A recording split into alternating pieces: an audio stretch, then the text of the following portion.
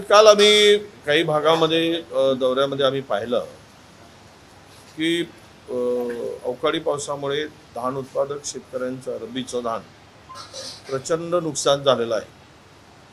आता थातूर मातूर सर्वे करण्याचं काम आम्ही ज्या ठिकाणी फोन करतो तिथे सुरू आहे.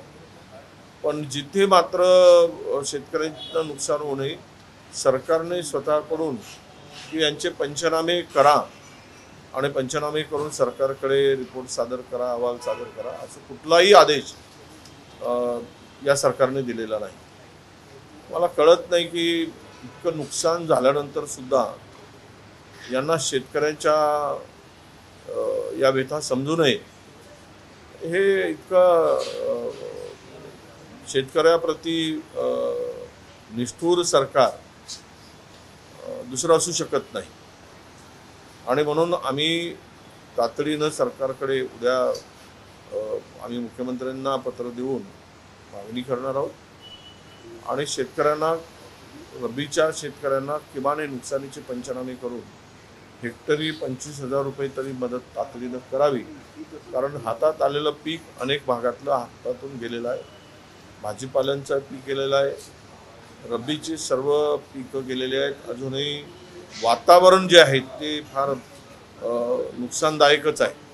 त्यामुळे मला तरी वाटतं की सरकारने तातडीनं पंचनामे करावेत आणि शेतकऱ्यांना मदत करावी. शरद पवार, अजित पवार बोलले की लाडक्या बहिणींना अर्थसहाय्य करणारी एक योजना आणता वेगवेगळ्या स्तरावरती असेल आणि जवळपास 40 ते 50,000 रुपये अर्थसहाय्य लाडक्या बहिणींना केलं. आता आणू द्या, काय योजनेचं स्वरूप आहे. पहिलेच तिजोरीमध्ये ठणठणाट आहे आणि आमच्या शेड्यूल कास्ट शेड्यूल ट्राईब विभागाचे पैसे वळवून लाडक्या बहिणींना पैसे द्यावे लागत आहेत. पुन्हा नवीन लॉलीपॉप काय जिल्हा परिषदच्या निवडणुका तोंडावर घेऊन तर नाही आहे ना. त्यामुळं हे आता खरं काय खोटं काय ते आणल्यानंतर आम्ही त्याचं उत्तर देऊ. शरद पवार, अजित पवार आणि देवेंद्र फडणवीस हे ट्राय पार्टी ॲग्रीमेंट काय आहे हे बघावं लागेल. संजय राऊत म्हटले. एकूणच संकेत आहे की शरद पवार अजितदादांसोबत आज तिन्ही नेते एका मंचावर देखील येतात एका कार्यक्रमाच्या. भाजपाची नीती वापरा आणि फेका, अशीच नीती भारतीय जनता पक्षाची आहे. योजन थ्रो आहे. आता कदाचित एका पक्षाचा वापर झाला असेल त्यामुळे दुसरा पक्ष सोबत घ्यायचा. यांच्या मागची राजनीती स्पष्ट आहे की आता पवारसाहेबांची भूमिका काय यावर एवढ्या लवकर काही आपण भाष्य करणं उचित होणार नाही. परंतु एकूणच राष्ट्रवादीची भूमिका ही भारतीय जनता पक्षाचे जे काही डावपेच आहे त्यामध्ये काँग्रेसला कमकुवत करणं आणि काँग्रेसचा जनाधार तोडून प्रादेशिक पक्षाकडे नेणं. राष्ट्रीय पक्ष कमकुवत झाला की स्पर्धक राहणार नाही राष्ट्रीय स्तरावर. त्यामुळे प्रत्येक राज्यामध्ये त्यांची ते प्रादेशिक पक्षाला खतपाणी घालून ते झाड मोठं करायचं ते प्रयत्न करतात आणि काही दिवसानंतर मग खतपाणी आणि पाणी बंद करून टाकतात. म्हणजे दोनही उद्देश त्यांचे साध्य होतात. त्यामुळे त्याचा एक भाग असू शकतो असं मला वाटतं. झेंडावंदन करू दिलं म्हणजे पालकमंत्रीपद मिळालं असं होत नाही असा टोला मारलेला आहे भरत गोगावले यांनी. अजूनही पालकमंत्रीपदाचा तिढा अजूनही काय नाही, एवढे महिने झालेले आहेत सरकार. काय गोगावले बोलत आहेत पण गोगावले काही दाखवत नाही. जरा मराठा बाणा काही दिसत नाही त्यांचा एकूण दाढी, त्यांचा मिशी, सगळा रुबाब पाहिल्यानंतर कधी ते पीळ देऊन मिशीला आणि दाढीला हात मारून मांडीवर थाप देऊन कधी उतरतील तर खऱ्या मर्दानकी आहे. निवड बोलून उपयोग काय. त्यामुळं त्यांच्या तोंडाला आता झाला, आता 6 महिने होऊन गेले. त्यांनी चांगला धडाकेबाज या संदर्भातली भूमिका स्वभावानुसार स्पष्ट करावी. नाहीतर सकाळी उठून ब्रश बदलण्यासारखी भूमिका बदलून उपयोग होणार नाही. स्थानिक स्वराज्य संस्थांच्या निवडणुका कधीही लागू शकतात. सुप्रीम कोर्टाचे निर्देश आहे. काँग्रेस कशी तयारी करत आहे, स्वबळावर तयारी करत आहे की महाविकास आघाडी म्हणून तयारी करत आहे? काही चर्चा सुरू आहे का या सगळ्याच्या? उद्या दिल्लीमध्ये या संदर्भातली बैठक राहुलजी आणि मल्लिकार्जुन खरगे साहेबांच्या कडे आहे. महाराष्ट्रातील काही प्रमुख नेत्यांना बोलवलेलं आहे आणि त्या बैठकीमध्ये ही चर्चा होईल त्यानंतर झालेली चर्चा आम्ही आणि दिलेले आदेश हायकमांडने ते आम्ही तुम्हाला सांगू. कोल्हापूरमध्ये भारतीय नगरसेवक विशेष काँग्रेस अधिवेशन- जे आहे ते शिंदे सेनेच्या वाटेवर आहे. विधानसभा निवडणुकीमध्ये निष्ठावंत कार्यकर्त्यांना डावलण्यात आल्यामुळे त्यांच्यामध्ये नाराज असल्याचं बोललं जात आहे.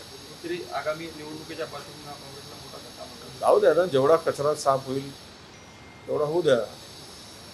ज्यांना सत्तेचा मोह आहे, ज्यांना सत्तेशिवाय जगू शकत नाही, हे कचऱ्याच्याच गणतीमध्ये आहे. त्यामुळं हे कचरा स्वच्छ झाला की नवीन लोकांना संधी मिळेल. पण हे ज्या पद्धतीनं लोकांचे पक्ष फोडून कोणी काही विचार करत असेल तर जे जे मूळ पक्षाशी बेईमानी करतात ते उद्या तुमच्याशी बेईमानी करतील. हा विचार करून दुसऱ्या लोकांनी तो निर्णय घ्यावा. अजित पवार आणि सुप्रिया सुळे एकत्र येण्याची चर्चा आणि या संदर्भात पुण्यातील राष्ट्रवादी काँग्रेसचे नेते अंकुश काकडे यांनी सुप्रिया सुळेंना पत्र लिहिलं आणि आनंद- त्या संदर्भात ते प्रदेश आम्हाला आनंद आहे. आम्हाला आनंद याचा आहे की सगळे काँग्रेस सोडून सगळे जर एकत्र येत आहे तर मग आम्हीच प्रमुख विरोधी पक्ष आहोत. त्यामुळे काँग्रेसचा जनाधार ठरलेला आहे. काँग्रेसचे विचारधाराला मानणारा, काँग्रेसच्या आयडिओलॉजीला मानणारा, काँग्रेसबरोबर असलेला मतदार तो अजूनही आमच्या सोबत आहे. ठीक आहे, काही ठिकाणी डिस्टर्ब झाला असेल, पण त्यामुळे महाराष्ट्रात जर असं काही होत असेल तर तो त्या पक्षाचा निर्णय आणि त्यांचा निर्णय आहे. परंतु आमची भूमिका ही महाराष्ट्रामध्ये समविचारी पक्षाला सोबत घेऊन चालण्याचीच आहे आणि ती भूमिका आमची कायम आहे. डीजीएमओ को लेकर आज दोपहर में 12 बजे बैठक हो रही है. पाकिस्तान के साथ ये दूसरी बैठक है, कैसे देखते हैं? देखिए, जो गंवाना था हमने गंवा चुके. जो मुझे तो इसके बारे में बहुत सारी शंकाएं उपस्थित की जा रही है कि जो युद्ध विराम हुआ उस बार हो सकता है कि इसमें अमेरिका को से कुछ दोस्तों के लिए फायदे की बात होगी, नहीं तो अमेरिका के सामने झुकने की जरूरत क्या थी? कौन लगाए अमेरिका? क्या हम अमेरिका को इतना तजुर्बा देने की आवश्यकता क्यों पड़ी? इसमें कुछ तो दाल में काला जरूर है. देखो, भारत की आर्मी और भारत की शक्ति ये तो पाकिस्तान की औकात ही नहीं हमारे सामने खड़ा होने की. फिर भी हम लोग अगर आगे बढ़कर 2 कदम फिर पीछे आते तो इसमें राजनीतिक क्या उसकी उनकी आइडिया है या राजनीति क्या मंशा है, इस बारे में मैं बात नहीं करूँगा. पर एक बात तो स्पष्ट है, ऐसे बैठकों में कुछ होने वाला नहीं है और ऐसे मीटिंग लेकर कुछ होने वाला नहीं है. जो सरकार ने कमाई थी वो सब वो उन्होंने गवा चुके हैं. संजय राउत ने ऐसा कहा है कि भाजपा के नए पापा ट्रंप संजय राउत ने कहा. नहीं, ट्रंप को देखा है हमने. जब प्राइम मिनिस्टर हमारे गए थे तब ट्रंप के सामने उन्होंने कुछ भी बात नहीं की. इसका मतलब यही दिखता है कि ट्रंप के सामने मोदी जी बात क्यों नहीं कर रहे. मोदी जी को क्या डर है या मोदी जी क्यों इस तरह चुप रहे? इस बारे में पूरे देश में चर्चा थी ना. ये कोई छुपा हुआ नहीं है, ये सबके सामने हुआ है. उनके सामने जब प्रेस चल रही थी तो या वार्ता चल रही थी, तो सवाल यही है कि आज जो वार रोका गया और इसका क्रेडिट जो ट्रंप ने लिया और हमने रुकवाया, इसका मतलब यही है कि भारत हमारी मुट्ठी में है या कंट्रोल में है. ये कमज़ोर सरकार के लक्षण है. ये कमज़ोर सरकार के इस तरह से रोकना, कमज़ोर सरकार नज़र आती है और ये हिंदुस्तान में दिख रहा है. कोई कल परसों ये सब कुछ नहीं हुआ है.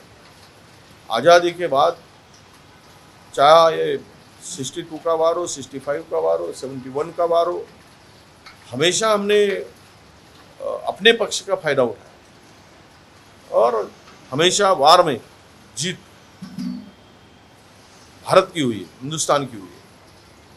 और इस तरह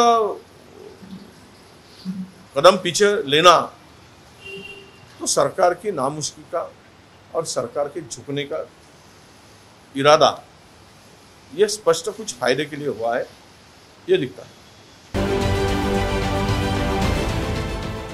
देश विदेशातील प्रत्येक घडामोडींचे लाईव्ह अपडेट मिळवण्यासाठी आता साम टीव्हीच्या सर्व सोशल मीडिया प्लॅटफॉर्मला लाईक, फॉलो आणि सबस्क्राईब करा।